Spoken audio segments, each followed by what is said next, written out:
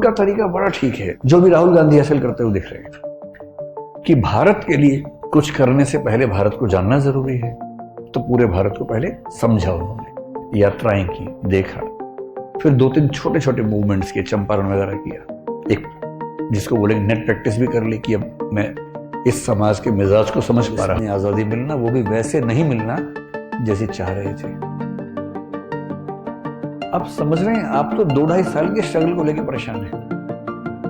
ये आदमी 1915 से 1947 तक 32 साल तक स्ट्रगल कर रहा है, और अकेले नहीं कर रहा है, आपको तो अकेले कर रही है, इसको पूरे देश को साथ लेके चलना है, देश से स्ट्रगल करवानी है। कितनी बार जब हारते होंगे, एक आंदोलन फेल होता होगा, कितनी गालियां।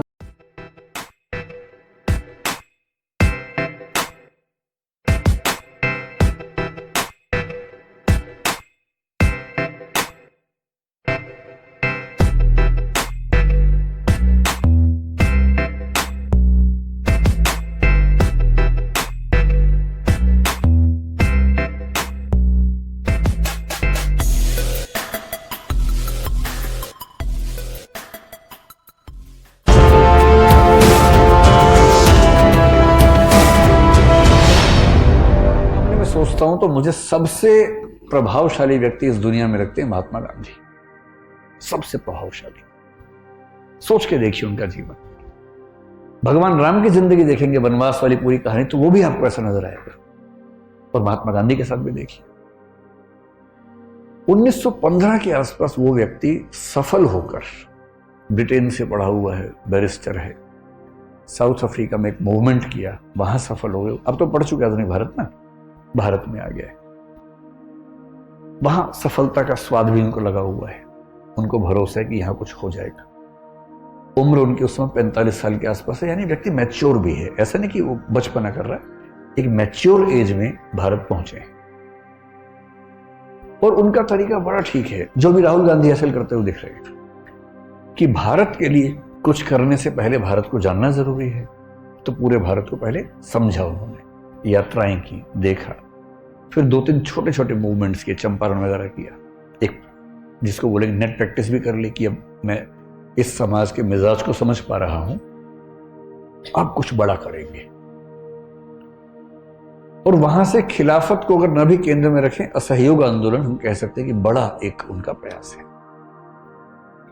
और उनके मन में ऐसा महसूस उनको हो गया है कि बहुत मुश्किल नहीं है। अंग्रेज सत्ता इसलिए चल पा रही है क्योंकि भारतीयों का मौन सहयोग मिला हुआ है। अगर सहयोग नहीं मिलेगा तो कहां से चलेंगे? तो असहयोग करते हैं। और उनके मन में है कि अगर ठीक से असहयोग कर दिया तो 1-8 साल होते होते शायद चीजें पलट जाएंगी। जो व्यक्ति 1918-19 में इस भाव में है, उसने एक आंदोलन किया बड़ा। उस आंदोलन में कुछ चीजें ऐसी हो गई, जो एक हत्याकांड हम बोलते हैं, चौरी चौरा वाला, वो हुआ। आंदोलन वापस लिया। जनता का मिजाज नहीं समझ में आ रहा उतना, लोग गुस्सा हो जाते हैं बार बार, अहिंसा छूटती है। और उनकी धारणा है कि अहिंसा के बिना आंदोलन चल नहीं पाएगा। फिर 10 साल की पेशेंस, और उसके बाद 1929-30 में फिर एक बड़ा आंदोलन, फिर फेलियर,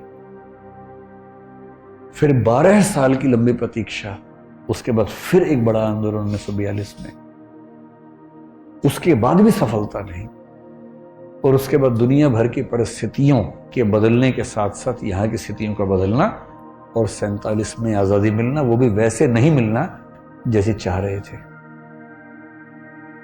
आप समझ रहे हैं, आप तो 2-2.5 साल के स्ट्रगल को लेकर परेशान हैं। ये आदमी 1915 से 1947 तक 32 साल तक स्ट्रगल कर रहा है, और अकेले नहीं कर रहा है, आपको तो अकेले कर रही है, इसको पूरे देश को साथ लेके चलना है, देश से स्ट्रगल करवानी है। कितनी बार जब हारते होंगे, एक आंदोलन फेल होता होगा, कितनी गालियां पड़ती होंगी, अपने ऊपर सवाल खड़े होते होंगे मन में कि हो पाएगा या नहीं हो पाएगा। हमारा तो एक प्रीलिम्स बिगड़ जाता है, हमें लगता है कि यार पता नहीं होगा कि नहीं होगा। इन्हें तो प्रीलिम्स, मेंस, इंटरव्यू सब बिगड़ता था बार बार। और उसी प्रोसेस में उनके अपने बच्चे उनके कंट्रोल से बाहर निकल गए। उनका एक बेटा हिंदू धर्म छोड़ देता है।